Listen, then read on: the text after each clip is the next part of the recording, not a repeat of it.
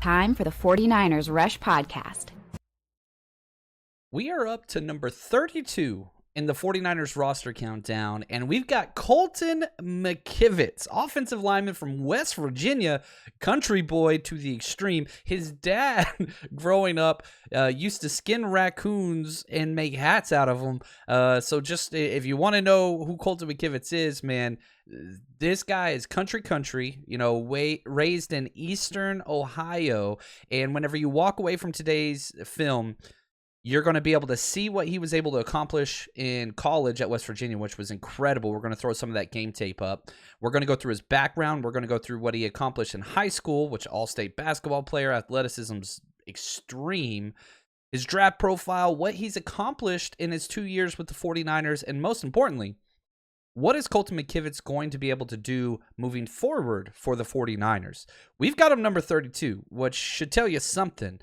He wears jersey number 68. He's 6'6", 301, so one of the taller offensive linemen that we have outside of our starting tackles in Trent Williams and Mike Mcclinchy. He's 25 years old, entering into his third season. As I said before, he went to high school at Richland Christian High School, the Lions, before transferring to sophomore year to Union Local, the Jets. Both were east, kind of rural Ohio, closer to the Pennsylvania border than anything. Probably about an hour and a half to 2 hours south of Canton, Ohio, where the Pro Football Hall of Fame is. Now,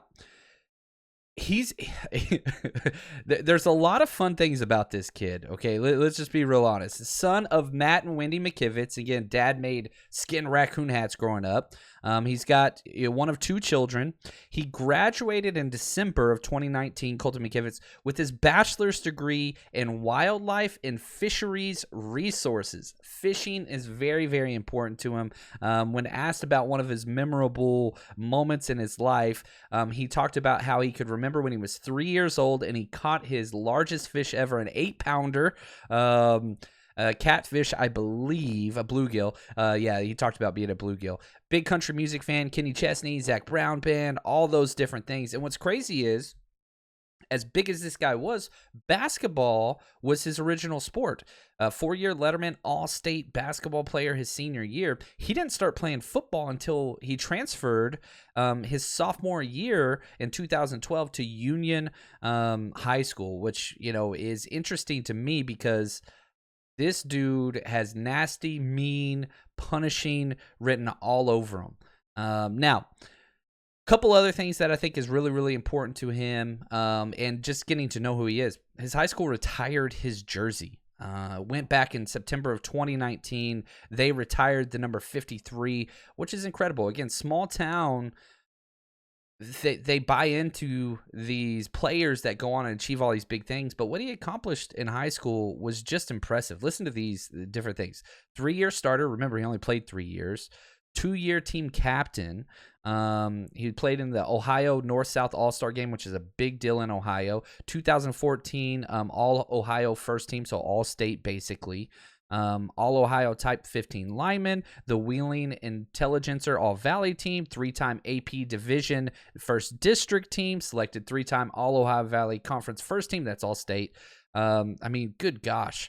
3-time All-Buckeye 8 Conference First team, named 3-time Leader All-Star Football team, Captain Honors in 2014. It just keeps going on and on. And again, All-State basketball player. So this is a big dude that can move. Then he goes to college. He goes to West Virginia, and smart, all academic, Big 12 first team over and over and over again. There's the theme, baby. You want to know the 49ers roster? They will beat anybody in an SAT competition. The NFL's not even close. Now, he redshirted 2015. His redshirt freshman year was on the all-freshman third team, all Big 12 freshman first team from Athlon Sports. He started 10 games. Next year, didn't miss a beat. Stepped in again, all academic Big 12 honor roll. Started 13 games at tackle. Saw about 1,000 snaps. Had 4 knockdown blocks in one game. And just, again, he is mean. Let's show you a little bit about what I mean. Let's throw some film up. This is the TCU game. Yes.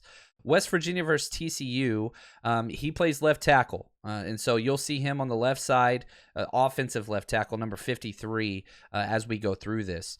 Now, as we talk about what he accomplished his redshirt senior year, because he started all 12 games, again, all at left tackle. He's one of 3 Mountaineer offensive players to start every game. And again, dude was number 2 in the Big 12 for highest pass blocking grade with an 83, ranked number 4 in the Big 12 for highest run blocking grade, number 6 in the Big 12 with fewest sacks given up, only gave up 1 sack. Posted 0 missed assignments in 6 games. 6 games. And, I mean, he was just unreal. 34 knockdown blocks, all those things. Like, he appeared in 50 games in his career at West Virginia, had 47 starts. Just, it was unbelievable what he was able to accomplish. And West Virginia was really, really good while he was there. Now, if you look at some of the other things, 2020, Reese's Senior Bowl participant, that's huge for the 49ers. They love that. Walter Camp, All-American second team. Associated Press, All-American third team. Big 12 Conference Co-Offensive Lineman of the Year. All Big 12 Conference first team. The accolades just keep going. That's just kind of what he was. He was a very highly productive, just stud. I don't know how else to say it. Now, whenever you get to his draft profile, and again, he's 6'6", which is top 78% of NFL linemen. He's big. 306, you love that weight. That gives him versatility to play outside, inside. 40, he ran a 5'3", not good. But his 10-yard split was a 1.58. Well, what's that mean? Top 74% of offensive linemen. So he can move quick. He just doesn't have top-end speed. 3-cone, 7'8", not great. Vertical, 26, not great. 20 reps at 225, that's all right. Arms, 33 3/4. Why is that a big deal? For offensive tackles, usually you're talking about somebody that's going to be right around that 34-inch kind of number, which he's pretty close with. So not quite there. My athletic comps, just based off his measurables, Riley Reif and Ethan Posick. So kind of give you these inside-outside versatility guys. Now, how the 49ers got him is pretty interesting. 2020, they drafted him the 5th-round pick, number 153 overall, and that was the exact pick, straight-up exchange for Matt Breida. You remember the 49ers traded Matt Breida that offseason, and that is the pick that they used to go grab Colton McKivitz.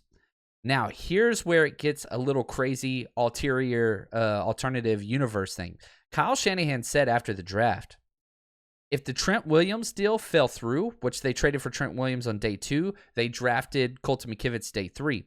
They said if the Trent deal fell through, they were going to draft Colton McKivitz in the 4th round as a left tackle to be the starting left tackle for when Joe Staley retired. That's bananas. I like Colton McKivitz a lot. I'm very, very happy that did not pan out. Now, my draft write-up on him, and if you're watching the film with us on YouTube, you can kind of see. Good feet, great hands. Nasty. Puts people on the ground consistently. Very, very mean. Plays through the whistle. He wants to get every single hit in. He's mean. He wants to hurt people.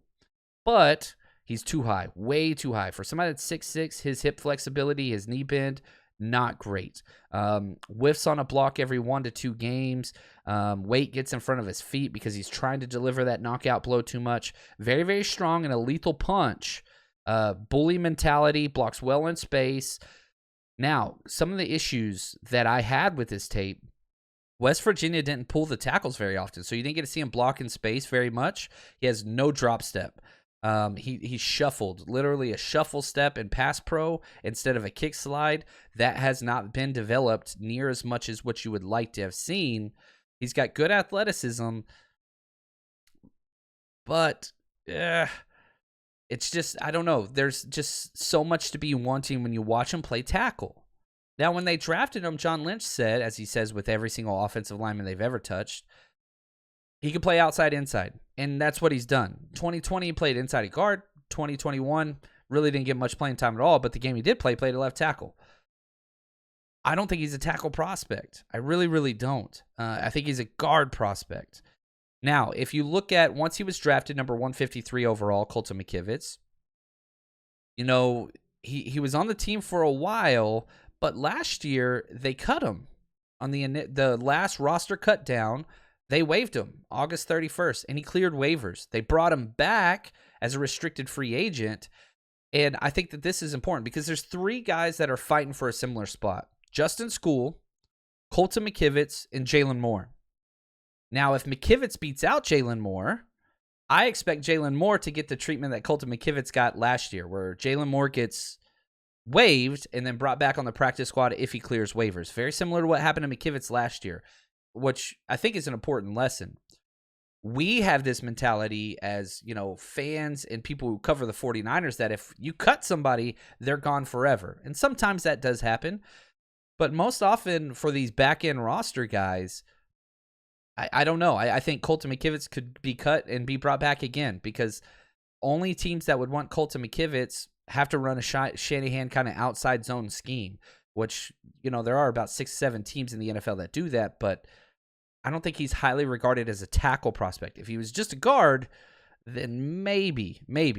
Now, his snap counts, in 2020, he played 301 snaps, and in last year, he played 70. He only showed up in 1 game, really, last year. Penalties, not too much, actually. No holding calls, 1 false start. That's it, in 370-plus snaps. He's had 4 starts in his career with the 49ers, but has shown up in 15 games. Now, 2020, let's go back to that, his rookie year. He saw meaningful snaps in 7 games. Started 3, but 300 snaps in 7 games. I mean, he got some playing time. He only allowed 1 sack. But all of those were at guard. And, excuse me, sorry about that. Most of his meaningful snaps were at guard in 2020, where he was successful. Not highly successful. Eventually got beat out by Brunskill, who, kind of took that position. You remember Brunskill was at center. Then he moved to guard, kind of bounced around a little bit. And so, I don't know. He wasn't great at guard, but he wasn't bad. He only got 1 game in 2021. It was one of the most meaningful games of the year. Week 18 versus the Rams, lose and go home game. Trent can't go.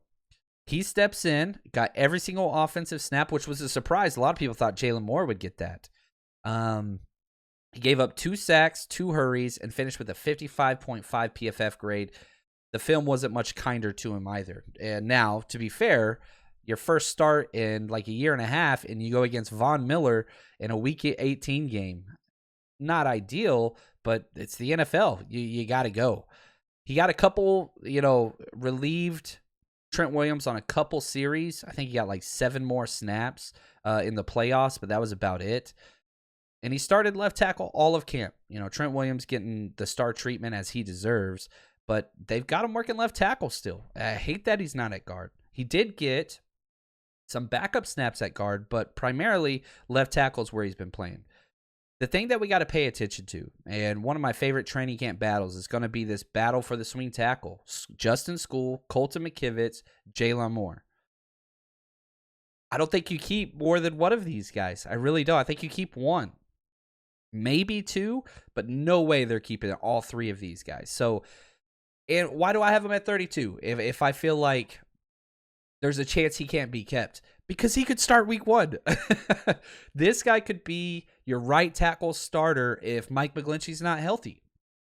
Again, he's got to beat out School and McKivitz, but man, the 49ers have one of the biggest competition training camps that they have had in over a decade, to be honest with you. Not just at this position, so many positions.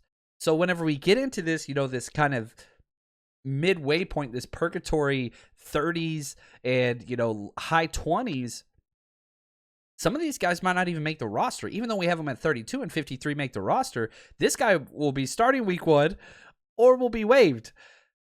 We'll have to see what happens. I'm excited to see what happens. I think Colton will make the squad, but man, I hate that they continue to play him at tackle. I want him at guard. The 49ers are stubborn, and that's kind of where we're at. I want to say thank you to the show's executive producers. They do all the work. Josh, Anthony, incredible job finding all this stuff and digging through countless sites and whatever, pulling all this out. And man, for us, we're just going to keep counting them down.